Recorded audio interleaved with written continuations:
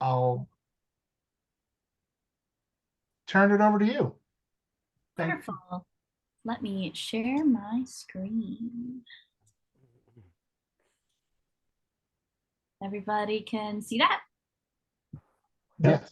Wonderful. Okay. Hello, everyone. My name is Jessie. I am one of the Greens, um, and I am a volunteer with the California hub of the Wellbeing Economy Alliance. My fellow volunteers, Rex and Chad, will join me in presenting today. There will be a little time for group discussion after the presentation, but feel free to pop questions in the chat as we go. So today I will explore the concept of a well-being economy to start us off. Then Rex will go over a couple of examples, and Chad will share some info about who we are and what we're up to. And then I will finish with some ways that you can get involved and get in touch with us. So here we go. What is the economy? Too often when we discuss the economy, we speak of GDP growth rates, stock market, income figures, things that present the economy as an abstract wealth generating machine that is beyond our control.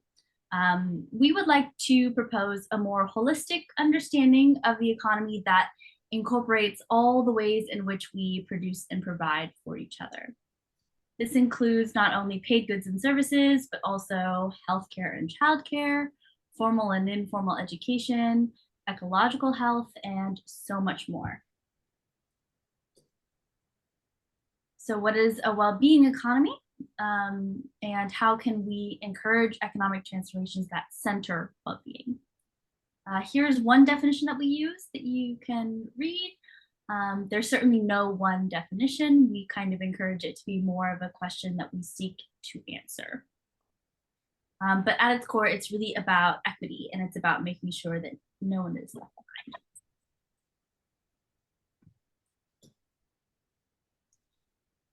What makes a well-being economy different from what we have now?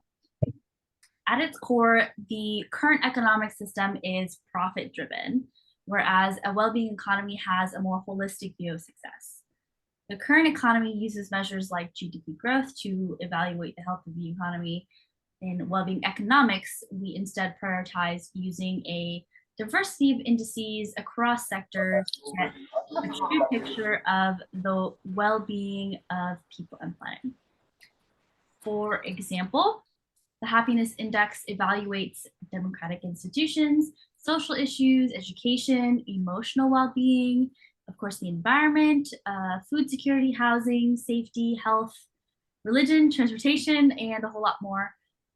So while countries like China and India have the largest GDPs, countries like Finland consistently rank amongst the happiest countries. Another key difference is the emphasis on protecting the environment.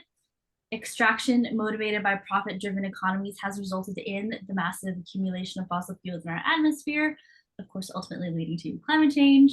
Well-being economies instead recognize that the environment and its health are intertwined with our own health. And lastly, the difference between competition and cooperation. The current economic system pits us against each other, demands that we compete for limited resources, and blames us for systemic failures. Well-being economics instead emphasizes cooperation, reciprocity, and mutualism. It seeks to create a system in which helping each other is beneficial to all. So through workshops and consultations with WEAll's members, WEAll came up with 5 core goals or needs that a well-being economy should address. Excuse me. I would like to pause here and ask, which of the 5 elements is most important to you and why? And are there other elements that are not listed that are important to you? Feel free to put your answers in the chat and we can have someone read a few out loud. I'll give you a minute to think while I share my answer. So for me, connection really stands out because I think it is something we are losing really rapidly, especially as we spend a lot more time online and having more online relationships. I think that being connected to one another and being connected to our environment is essential to healthy economic and political and ecological outcomes. Does anybody else, or I forget who we decided was going to share. Yeah, there seems to be a even split among the different elements. Elizabeth says it's difficult to choose, um, and emphasizes that all of these are really essential for a good life, but nature in particular stands out. Yeah, I had to think about it for several minutes before choosing mine. So I agree. They are all important. Thank you, Chad. And I will pass the baton to Rex. Okay. Well, we're going to examine two cases where well-being economies are being pursued. New Zealand is leading the charge towards a well-being economy because back in 1988, Dame Marilyn Waring published a book about the need to replace gross domestic product with measures of well-being. And only took 31 years until Parliament passed the first well-being budget. Their budget revealed the government's intentions to reduce childhood poverty, address mental health issues in particular, along with the health of their waterways, which they consider very important. Their latest budget in 2023 aimed to reduce the cost of living, inflation, and the recent impacts of climate change.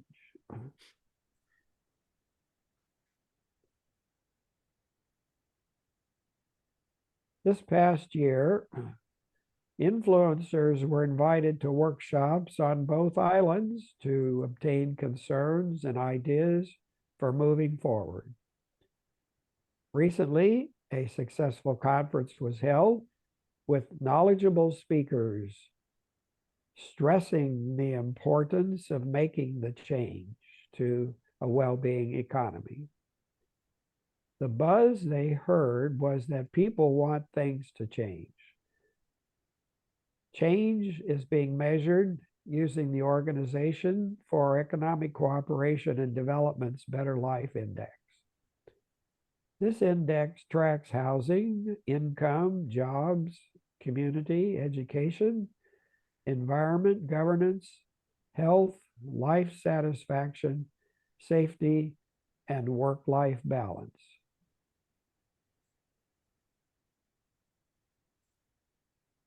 The next example comes from Wales. The Wales Hub is making wonderful progress towards a well-being economy. The Wales Wellbeing of Future Generations Act was passed into legislation in 2015 after widespread public consultation, whereby the government asked its citizens, what kind of Wales do you want to leave for your children and grandchildren? The result of this public consultation was the identification of 7 well-being goals. I'm not going to list them all, they're on the slide, but they wanted a prosperous, healthier Wales, more equal, globally responsible.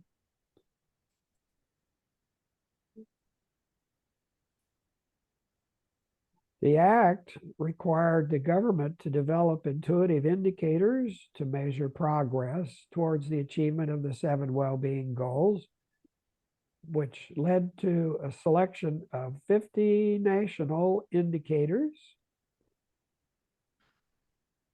And all public bodies were supposed to apply those measures.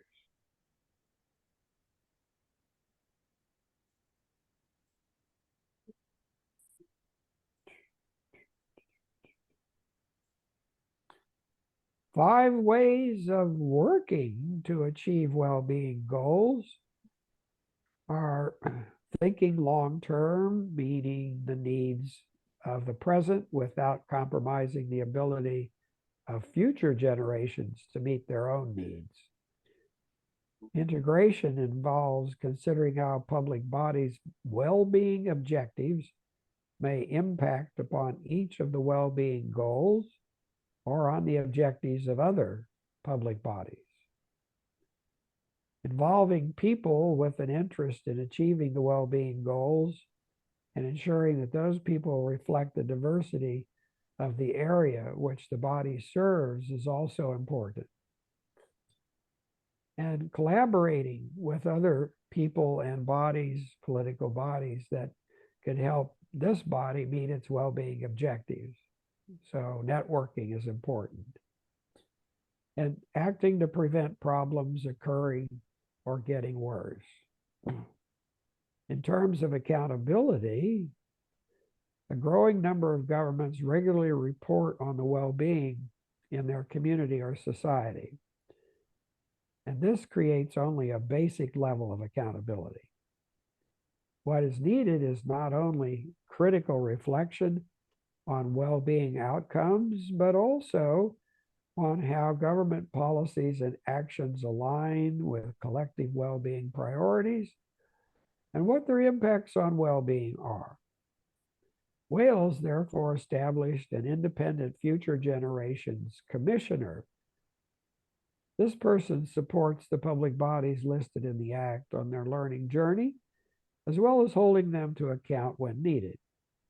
For example, in 2017, Future Generations Commissioner Sophie Howe successfully challenged plans for a 1.1 billion M4 motorway relief road.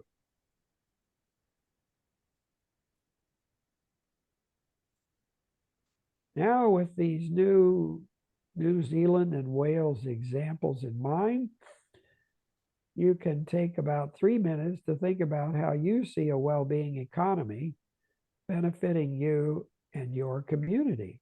And you can post answers in the chat, and we'll see if we can share some of those with the rest of you. As for myself, I think my community will benefit by moving towards a well-being economy that will increase the opportunities for people to earn a living wage.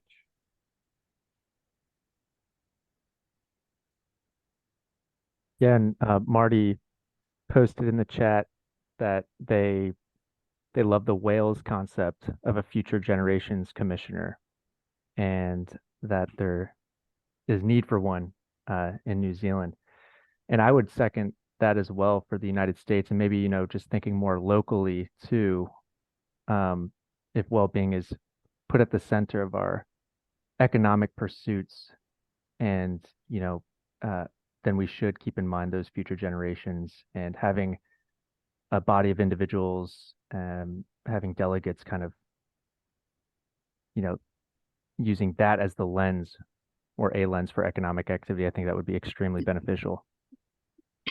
And quite a change from the most immediate profit making that's the focus of most of our businesses.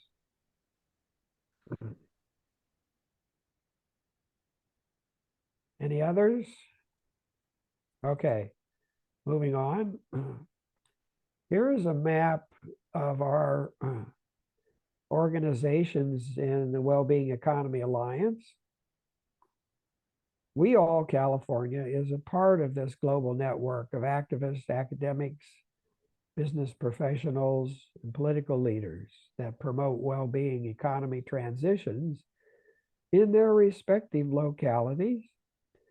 This global community comes together regularly to share insights and collaborate. We have 12 active hubs and 9 hubs under development. You can see where the red boxes are. That shows the current hubs, and the orange boxes show where we have hubs in development. In the United States, we have our California hub, and there's a Vermont hub developing.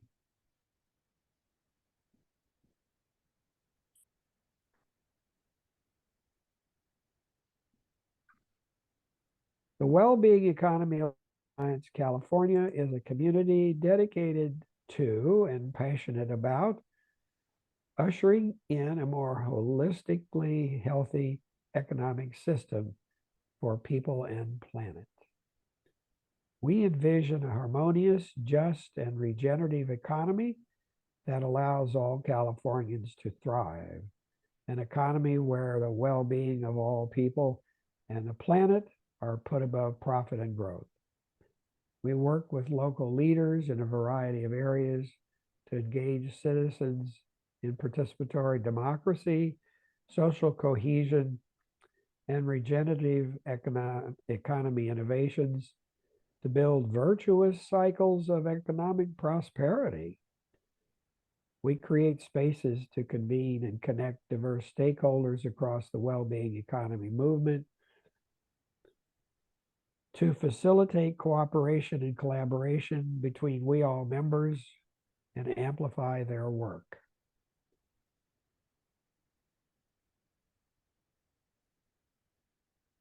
WEAll California is supported by the WEAll Global Group and is run by the Institute for Ecological Civilization, which is a small environmental nonprofit that emphasizes the well-being of people and planet.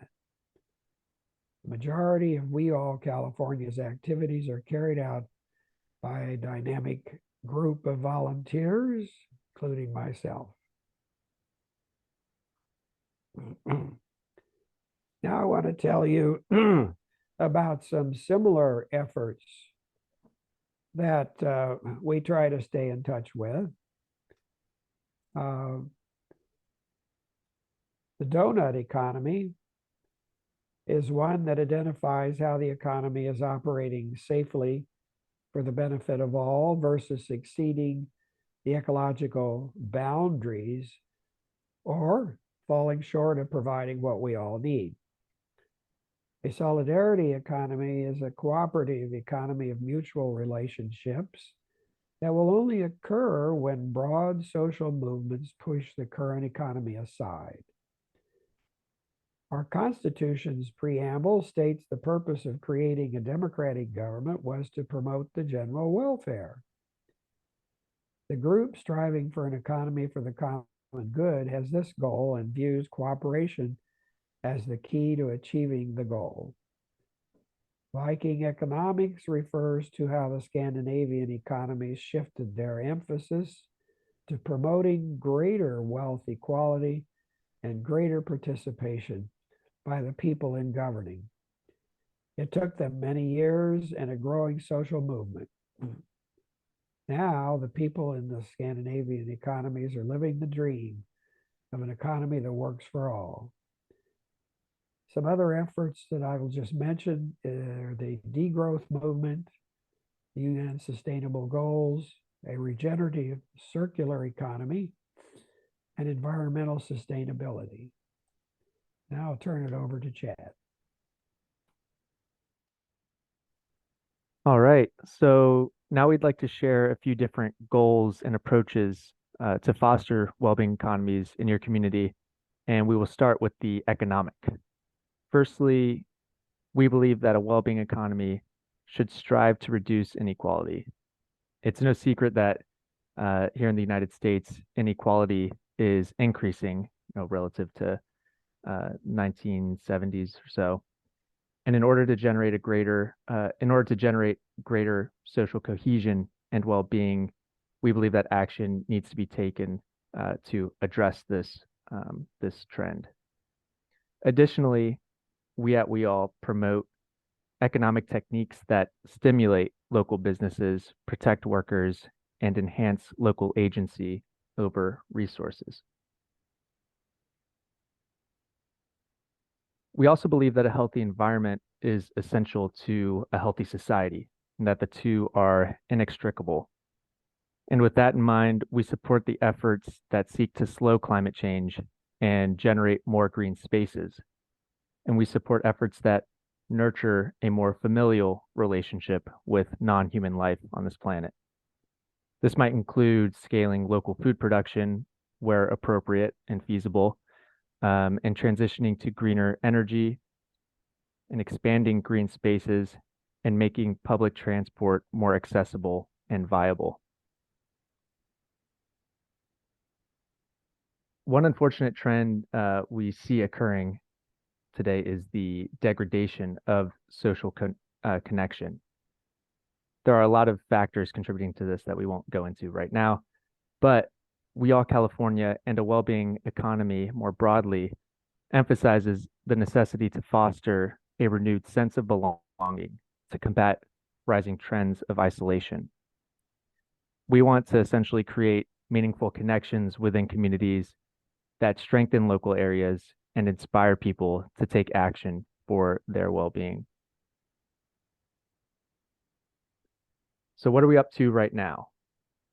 Some current projects we have underway are monthly convenings where our community gathers to explore and discuss a specific topic related to a well-being economy. We also have webinars given by experts in their field, and we have a website that helps facilitate knowledge sharing and collaboration. Our hub is also partnering with the city of Pomona to create better jobs for low-wage workers. And we are working with the city to connect with local institutions, influential persons, and organizations to help build infrastructure needed to create a local well-being economy. And we hope to do this in other areas as well in California. So that's what we're up to, and we would love it for other individuals and groups to join us in this goal to foster a healthier economic system.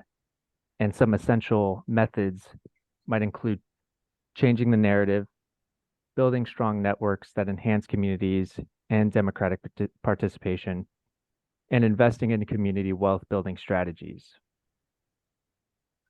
And I'll pass it over to Jesse to close us out.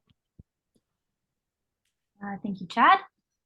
So to wrap things up, I'm going to share a little bit of information about how you can become a part of our community. Firstly is partnership. We are always looking to collaborate with individuals, communities, or different groups, hoping to foster well-being economies in their locales. You can also join our working group. We meet Wednesdays at 4 p.m. on Zoom. And there are other ways we might help you and your organizations push for a healthier economic system. Some ideas are listed on the slide here, but you are more than welcome to give us a shout with some other ideas. Or you could attend one of our upcoming events. So next Tuesday will be the second meeting of our book club. We are reading No Shortcuts, Organizing for Power by Jane F. McAlevey, I think is how you pronounce that. So next week we'll be discussing chapter 2, so it's not too late to catch up and join us. And then after that, we'll be aiming to read one chapter about every 2 weeks. It's a relatively short book, so that won't go on too long. And then also next Tuesday, someone from the Public Democracy of LA will be sharing their experiences with the democracy reform movement and answering questions about how we can kind of replicate that success in our communities. On February 15th, Matt Bigger is going to present his theory of place-based systems change. And then on March 19th, Devin Gray of End Poverty in California will present findings from their 2-year listening tour to kind of demonstrate how we can address poverty in California.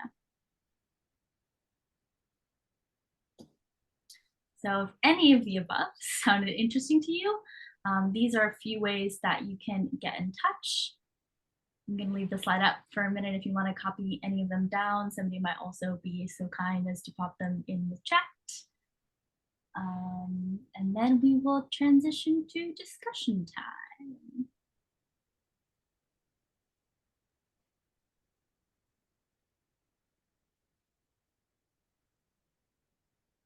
Okay. So to kick off the discussion, we would like to do breakout rooms to get us started and discuss the question, what is a well-being economy to you? A core value of the Wellbeing Economy Alliance is co-visioning, which is creating a shared vision for our futures. And in this spirit, we want to kind of collaborate with you and help visualize what a well-being economy is and can be. I would like you all to imagine a time in the future where well-being economies are the norm, and it's kind of like the mainstream model implemented in your state or your country or maybe the world more broadly, and kind of what does that look like from your perspective? What are the values that are centered, and maybe what are some of the key policies that are essential to that vision? So I think I'm gonna stop sharing now, and David, if you could listen to groups. Yes. How long did you want the rooms to be open? That's a good question. I hadn't thought about that. Should I just go for 10 minutes? Sure. Yeah. I think 10's good. All right. I'll be here in the main room if anyone. Who's in charge now? I was just gonna kind of open the floor, if that's okay, for people to maybe share some thoughts that they had in their groups, or ask questions that maybe came up during the presentation or during your conversation after. I would say maybe keep it relatively short so that other people have a chance to ask their questions and share their thoughts. But if anybody would like to. I have something very short. It's very quick too. This is our mascot for our volunteer working group.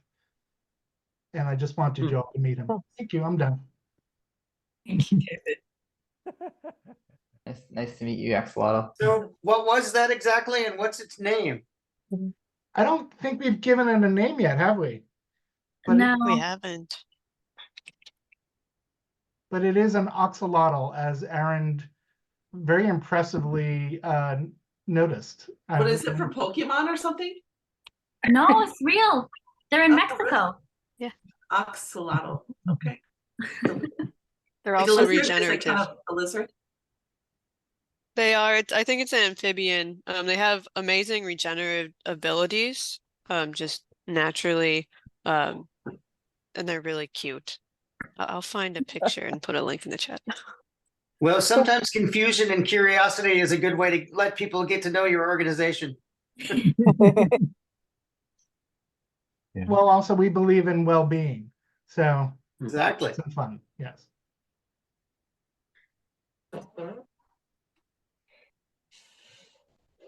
So I had a couple of general questions that came up from the presentation. I just want to know a little bit more about the metrics and the formation of the organization. What distinguishes an existing, I think you called it an existing hub versus a developing hub of the well-being economy?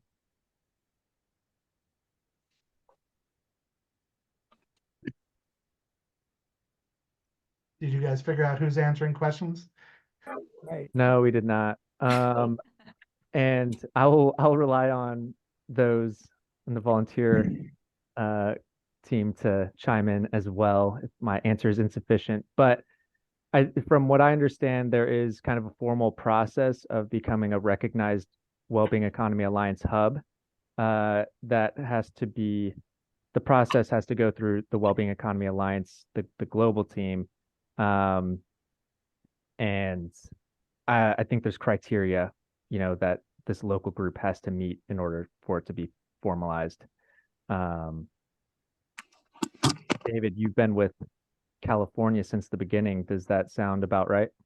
Actually, I joined after it started, but Todd, do you have a interest in finding another one or starting one, or? Well, the reason I mention this is my name's Todd, and this is Lisa beside me here. We're in Portland, Oregon, and sometimes Oregon and California are rivals, and other times we're cooperative. I think this might be one of the cases where we would be cooperative, especially in Portland. So I was just curious how a hub got started.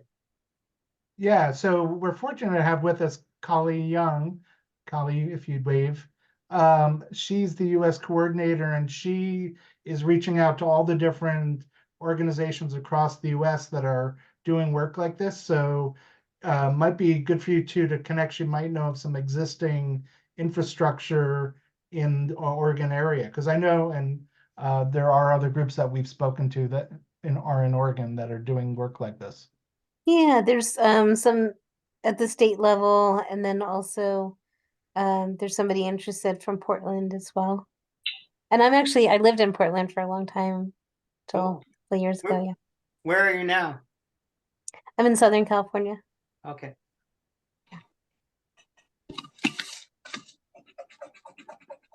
Thank But you. yeah, Good we'd be happy question. to connect you. You want to drop your email in the chat?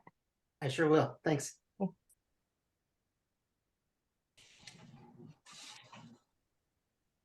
Any other questions, thoughts, comments, ideas? I had a quick question. I've taken a glance at the Pomona project. I heard about it through the Institute for Ecological Civilization site. And I was curious, how did you guys get involved with that? I noticed that it seemed like, you guys are the major contact on that project. So the person who started the hub, as far as I could tell, his name was Jeremy Fackenthal. He's not here tonight, but he is part of the Cobb Institute and Claremont School of Theology. So he spent a lot of time in Pomona and knew people out there. And if any of you are familiar with the Cobb Institute, they've got sort of a whole network of networks. And so it sort of began through that 3 years ago. We just started having some initial meetings, identified a nonprofit in the area that does a lot of community organizing, the Latino Latina Roundtable. And so it sort of blossomed from there over the last 3 years. We've brought in other people and other organizations. I know Julie Wheeler was here a little while ago. Julie's been an essential part of the Pomona area. So in November, we had a event, bring different people from colleges, community, different nonprofits together to try and talk about what could the project look like over the next 3 years. And so trying to keep building some momentum from that. I will also just note, important to the success of the Pomona project has also been the support of one of their city council members, John Nolte. He's been a pretty big part of the project from the get-go and helping us get funding and things like that. So From the get-go or from the axolotl? from Jeremy's get-go. Okay. I don't want to get our get-goes confused with our axolotls.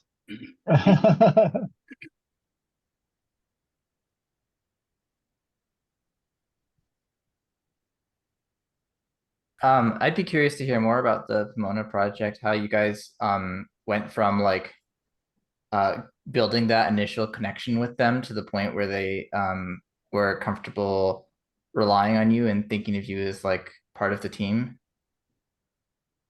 So Megan's also part of our Pomona project. Megan, do you want to share more about it? Or would you prefer that? Yeah, I can share. I think because the Pomona Jobs Project was developed collaboratively, it wasn't, at least to my knowledge, there wasn't really a turning point where they came to rely on us necessarily. It has been, and Jesse or David, you can correct me if I'm wrong.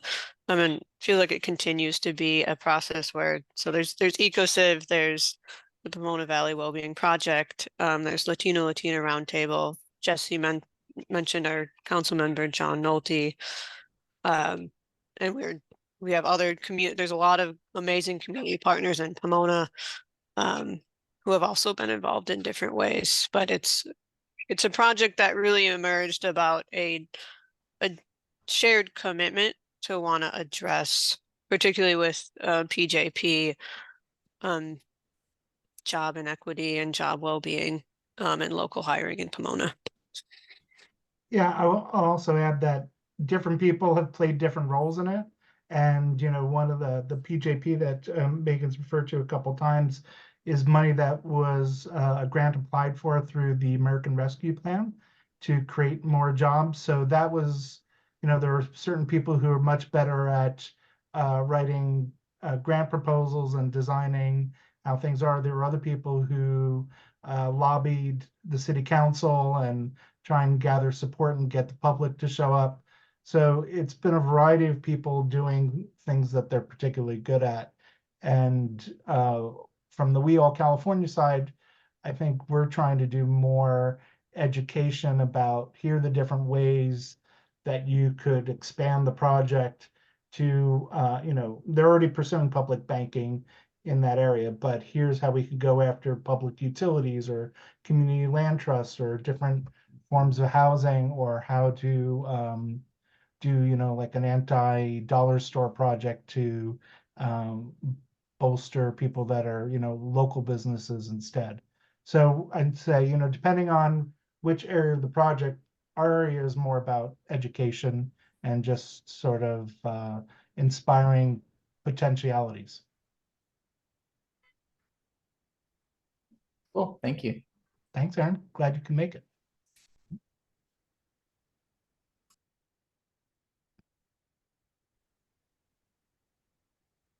Anyone else?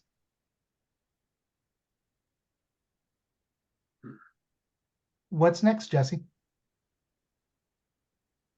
Or are we wrapping up early? Oh, Aaron. I I unfortunately missed most of the presentation. I came in late. I was wondering, I saw that there was a couple of international examples that were highlighted, and now we've talked about some local examples. I was wondering, are there any state level examples that you all seem as particularly promising? And I remember Minnesota, like hearing vaguely Minnesota and forget what the specifics were. So if that's an example, or any other states where you feel like there's been a movement in this direction. I think that's a good question for Kali. Are you going to share the Seattle example, David? I thought that lady was so impressive. The Washington. Yeah, I'll let Kali do it. That was her find. So unless you don't want to, Kali. You want me to share about the different models? Well, maybe specifically about Washington State, and then whatever else you want, as long as you can do it in under 10 minutes.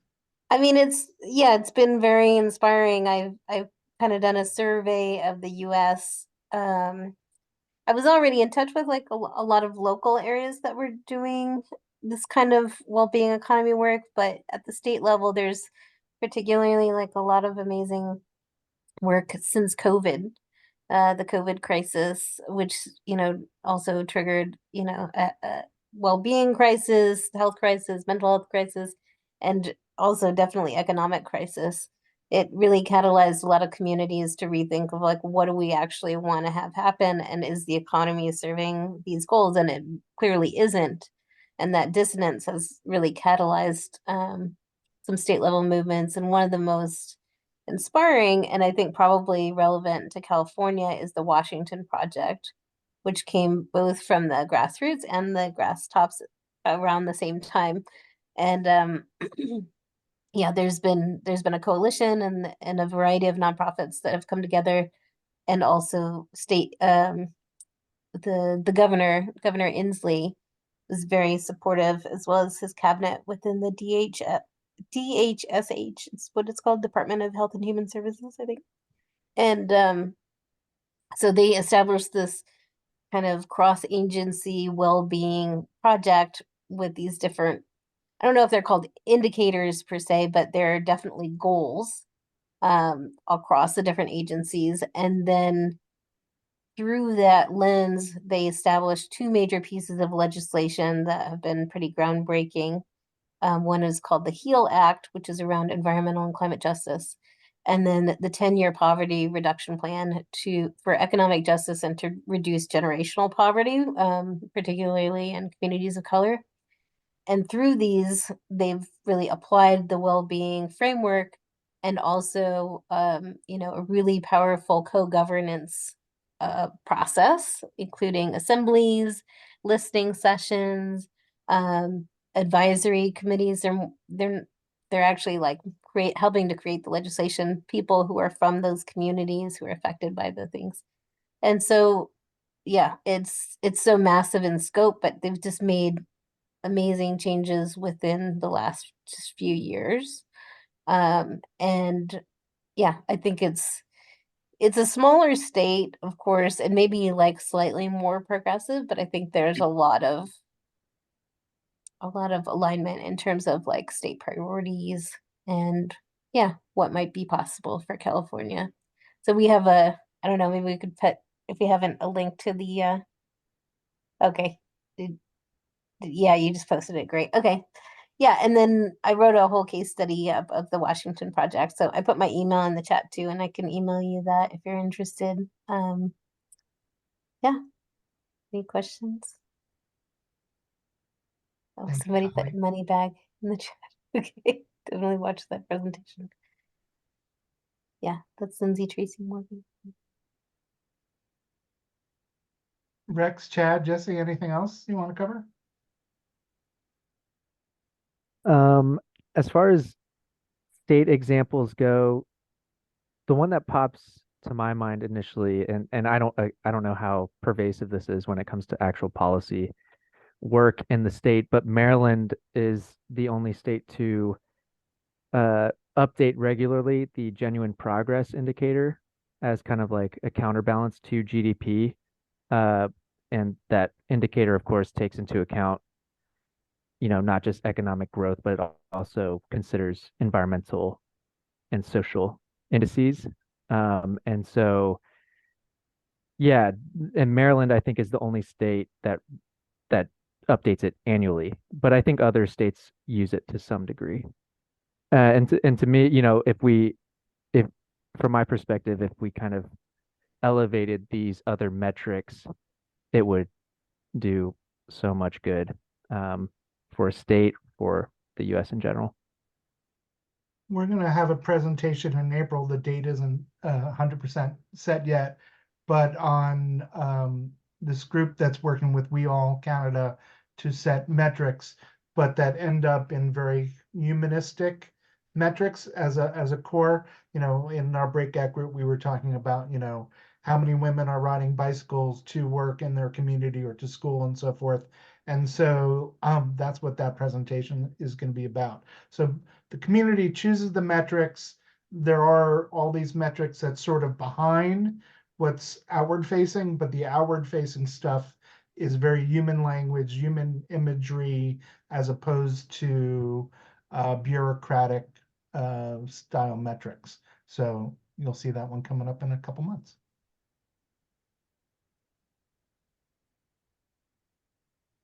Terrific. Well, Jesse, Rex, and Chad put a lot of work into this and created it from scratch.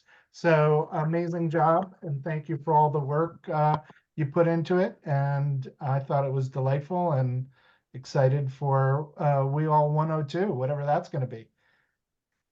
Thank you, everybody. Yeah, thanks for Yeah, coming. so good. Such a great job, everyone. Really enjoyed Thanks a it. lot. Thanks so much. You all. Thank you. Awesome. Thank you.